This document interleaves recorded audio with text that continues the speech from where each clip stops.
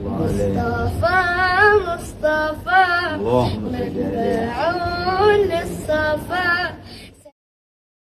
Pada kata-kata ini ada dua hal yang diingatkan oleh Imam Al-Haddad tentang orang salah guna duit bukan pada tempatnya. Seperti menggunakan harta untuk maksiat, menggunakan harta untuk haram, menggunakan harta sponsor program-program yang haram, menggunakan harta untuk berniaga perniagaan yang haram. Ini salah guna pada harta, meletakkan harta bukan pada tempatnya. Hukumnya dosa. Berkongsi dosa sesuai pada dosa apa yang dia telah menyumbang hartanya pada dosa tersebut. Kalau dia menyumbang harta untuk beli senjata, membunuh, maka dia berkongsi dosa dengan dosa pembunuhan. Kalau dia letakkan saham pada khamr, dia berkongsi dosa dengan khamr yang dikatakan umul khaba'ith, induk kepada segala dosa. Kalau dia meletakkan harta untuk menyokong dan memberikan bantuan pada persembahan yang haram, dosa yang berlaku pada persembahan yang haram, dia pun dapat bahagian daripada dosa tersebut. Ini maksud meletakkan harta bukan pada tempatnya. Yang kedua adalah mencegah harta dari tempatnya. Zakat yang patutnya dikeluarkan dia tak nak keluarkan. Walaupun duit itu bukan untuk yang haram, bukan digunakan untuk maksiat, bukan digunakan untuk arak, bukan digunakan untuk judi, dia simpan. Untuk dia pergi melancong, untuk dia pergi beli kereta, untuk dia beli rumah, untuk dia beli apa. Untuk dirinya dia beli. Tapi hak zakat tidak dikeluarkan. Ini orang yang mencegah harta daripada hak yang patut digunakan harta tersebut, yaitu pada bahagian zakatnya yang utama. Termasuk daripada orang mencegah harta ini bila dia bersedekah dengan orang yang jauh sementara yang dekat lebih memerlukan.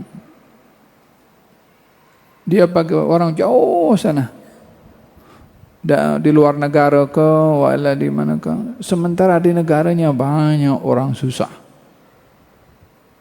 Sementara keluarganya susah, dia jauh-jauh pergi sana. Walihada kata baginda Rasulullah SAW, beliau bersabda, al-muta'addi fi sadaqah kamani'iha. Orang yang melampau dalam bersedekah, maka dia sama dengan mencegah sedekah. Melampau itu maksudnya bersedekah tapi jauh. Yang dekat keluarganya, kerabatnya yang susah itu tak diberi orang jauh situ. Katanya sama dengan dia mencegah sedekah. Oleh sebab itu al-aqrabun awla bil ma'ruf, kata baginda Rasulullah SAW, beliau bersabda, sedekah yang kamu berikan kepada kerabat kamu dua pahala, pahala sedekah dan pahala silaturrahim. Demikian sabda baginda Rasulullah SAW. Dalam kisah itu dalam Al-Quran yang Allah ceritakan tentang Bayruha, itu lan tanalul birra hatta tunfiqu mimma tuhibbun. Ada satu sahabat Nabi ingin mensedekahkan harta kebun kurma. Ya Rasulullah, aku sedekahkan ini sebagai wakaf, terserah kepada engkau nak serahkan kepada siapa. Kata Nabi, wakafkan ini untuk keluarga kamu, jadi keluarganya tidak susah. Kan boleh bagi kepada fakir miskin yang lain, ya keluarganya dia susah, fakir miskin juga lebih utama.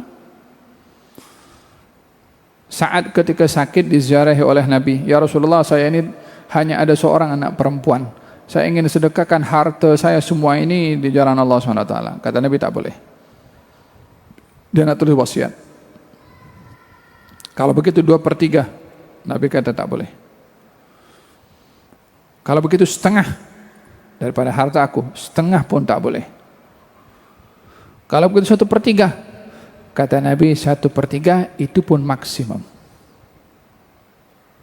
Maksudnya dia boleh mewakafkan hartanya 1/3 untuk dia punya amal jariah di barzakh. Tapi tak boleh dia gunakan semuanya untuk wasiat, karena ahli warisnya juga tanggung jawabnya dia. Kata Nabi, kamu tinggalkan ahli keluarga kamu berkecukupan harta, lebih baik kamu biarkan mereka meminta-minta kepada orang. Kerabat dulu didahulukan. Sebaik-baik sedekah adalah sedekah yang kamu berikan kepada orang dalam keadaan kamu sehat, bukan dalam keadaan nazak. Kalau sudah nazak, dia pikir aku nak mati, aku tak boleh nikmati hartaku dah, baik aku sedekah sekarang. Orang berpikir seperti itu. Kalau masa sehat, aku kalau sedekah sekarang, aku tak boleh enjoy nanti. Macam dia ada deal dengan malaikat Israel, dia tunggu dulu. Fahimtum?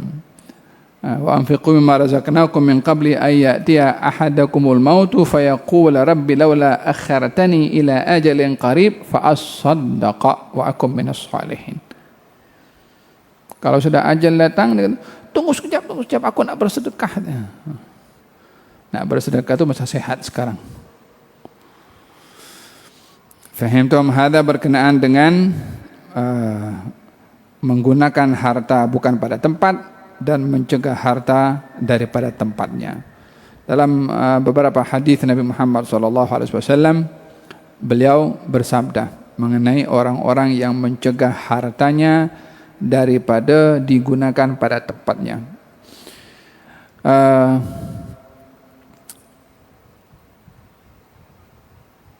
Beliau mengatakan hum al-akhsarun wa rabbil Ka'bah. Ada golongan yang dikatakan orang yang paling rugi nanti di hari kiamat. Kata Abu Darda atau Abu Dzar mengatakan, siapa mereka wahai Rasulullah orang yang paling rugi? Katanya al-aktsaruna amwalan, orang yang banyak harta. Illa man qala fi ibadillahi hakadha wa hakadha, kecuali orang yang banyak harta tadi menggunakan hartanya kepada hamba-hamba Allah begini dan begitu. Maksudnya digunakan hartanya untuk bantu orang. Paling tidak zakatnya. Wa qalilum ma hum, tapi sedikit sekali yang berbuat demikian. Sedikit yang berbuat demikian. Orang itu kalau punya duit tak begitu banyak, dia mudah keluarkan zakat. Tapi kalau duitnya berbilion, zakatnya million. Nak keluar zakat million tuh, dia kena pikir dia, aku nak keluarkan zakat berapa juta? 25 juta. Oh, 5 juta. Macam mana aku nak pusing ya? Aku nak bagi sikit atau bagi kepada bagian ini, tapi pulangannya balik kepada aku. Nanti aku gunakan lagi untuk bagi ikut aku punya kehendak. Nak gunakan hilah kepada Allah Subhanahu wa taala. Zakat itu bukan Anda punya. Wallahi bukan Anda punya. Itu hak yang Allah peruntukkan untuk fuqara al-masakin, 8 asnaf itu. Yang Allah titipkan, amanahkan kepada Tuhan punya duit. Anda no right untuk ambil itu, untuk gunakan. Tak ada hak. Bukan duit Anda. Macam mana boleh nak guna ikut kehendak? Lagi pula orang yang berzakat ni, jangan sekali-kali merasa berjasa dengan zakat. Itu bukan duit Anda. Tapi saya yang cari duit. Saya yang bekerja. Yang bagi otak kepada awak siapa? Yang suruh duit ni bagi berfakir miskin siapa? Faham tak? Ada berkenaan dengan orang yang orang yang paling rugi. Kecuali kata Nabi orang yang dengan hartanya begini dan begitu, yakni membagikan hartanya, mengeluarkan zakatnya, wa qalilum mahum, tapi itu sedikit sekali. Kalau zakat ini dikolek betul daripada orang yang berhak mengeluarkan zakat dan diagihkan betul, tak ada orang miskin. Nah, ma min rajulin yamutu, tidak ada seorang meninggal dunia, fayatruku ghanaman, lalu dia meninggalkan harta benda berupa kambing, au ibilan atau onta, au baqaran atau lembu, la yuaddi zakataha, yang tak dikeluarkan zakatnya pada lembu, kambing dan juga onta, illa ja'aduhu yaumal qiyamah, kecuali kambing, lembu dan onta yang tak dikeluarkan zakatnya nanti di hari kiamat akan datang a'zam ma takun wa asman, dalam keadaan menjadi binatang yang paling gemuk dan paling sehat. Apa tujuannya? Hatta tata'ahu bi adlafiha, untuk pijak tuan punya lembu itu dengan dia punya kaki. Pasal tak dikeluarkan zakatnya. Wa tantahuhu bi quruniha, dan akan menanduk dengan tanduknya. Mungkin kambing. Apa sebabnya? Tak dikeluarkan zakatnya. Itu kambing itu akan hentam tuan punya badan. Paham tu? Dibagi makan, dibagi minum, bawa pergi hospital, hari kiamat kena hentam dia lah. Untuk apa? Inna lillahi wa inna ilaihi raji'un. Hatta yaqdi Allahu bainan nas, sehingga dia tu dipijak-pijak dengan kambingnya, ditanduk dengan kambingnya, dengan lembunya, dengan ontanya, apa semua.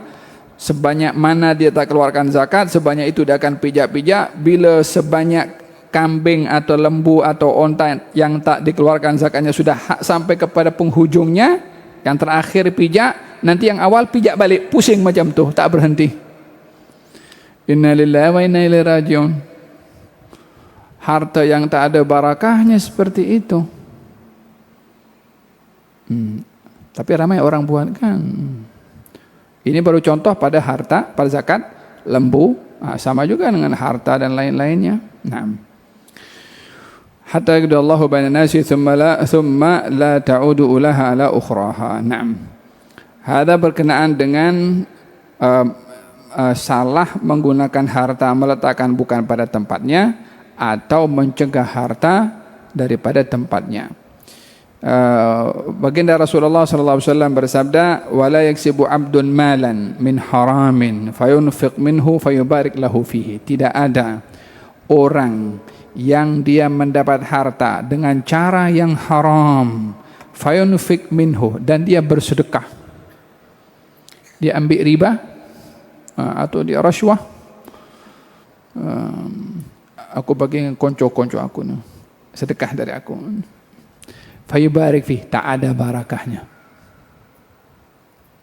Tidak ada sumber yang haram disedekahkan kepada orang lalu membarakah, tidak ada.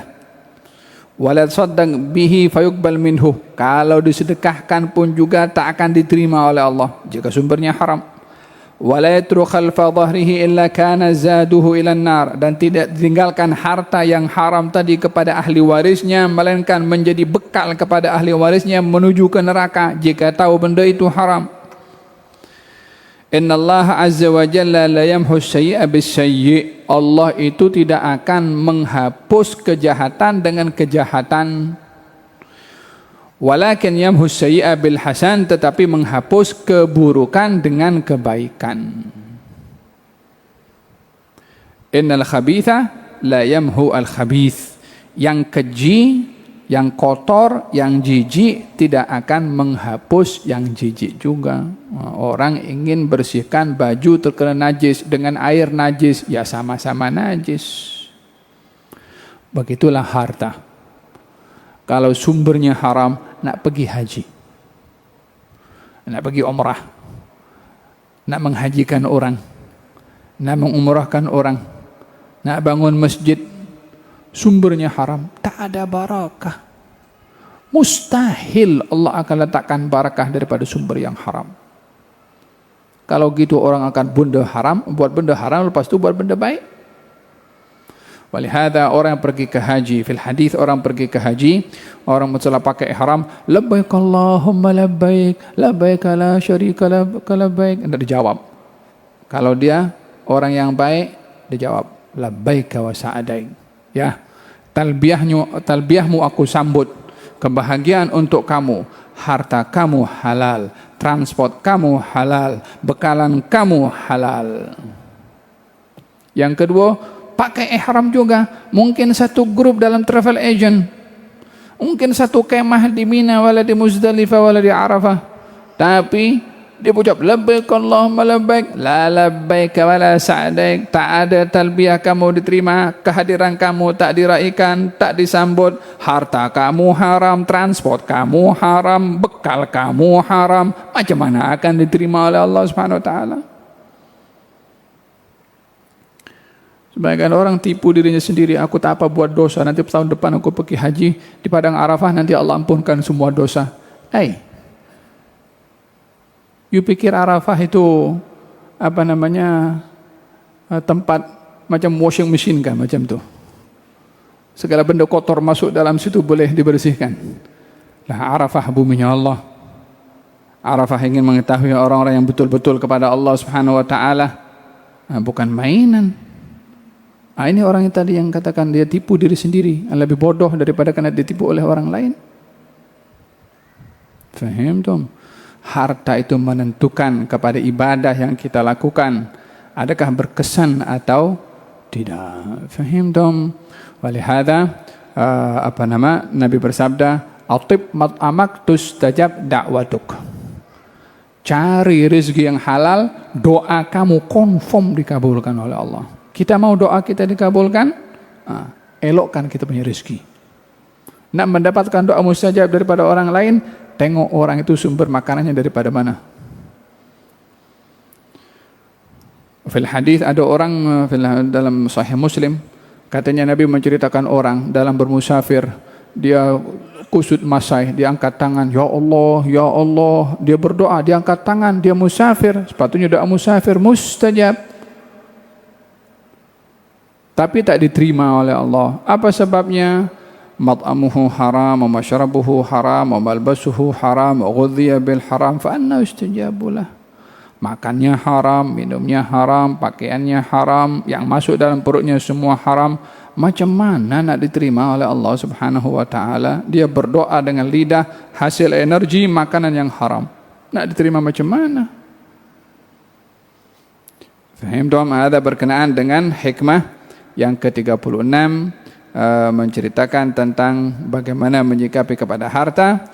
Katanya bukanlah orang yang meletakkan harta bukan pada tempatnya bi aqalli ithman, dosanya kurang daripada orang yang dia mencegah hartanya daripada diletakkan pada tempatnya. Artinya orang yang guna harta bukan pada tempatnya sama dosa dengan orang yang mencegah harta daripada digunakan pada tempatnya. Mudah-mudahan Allah Subhanahu wa taala jadikan kita orang yang bijak mengurus harta, mencarinya daripada sumber yang halal untuk mendapatkan berkah, dan menggunakannya pun juga di tempat yang baik juga untuk mendapatkan berkah. Dan mudah-mudahan Allah jauhkan rezeki kita daripada yang haram, daripada yang syubhah. Dijadikan oleh Allah rezeki kita halalan thayyiban ya arhamar rahimin, dan Allah anugerahkan kepada kita al-qanaah, rasa kaya dengan apa yang diberi oleh Allah Subhanahu wa taala. Sesungguhnya kekayaan itu bukan karena banyak harta, tapi kekayaan itu adalah orang yang merasa laisa al-ghina bi kathratil arad walakinnal ghina, bukanlah kekayaan itu adalah dengan banyak harta, akan tetapi kekayaan itu adalah ghina an-nafas, kaya dalam hati, yakni qanaah. Mudah-mudahan Allah anugerahkan kepada kita al-qanaah ya arhamar rahimin. Wa sallallahu alaihi wasallam Muhammadin wa ala alihi wasallam. Alhamdulillahirabbil alamin. Fadhal Abdurrahman.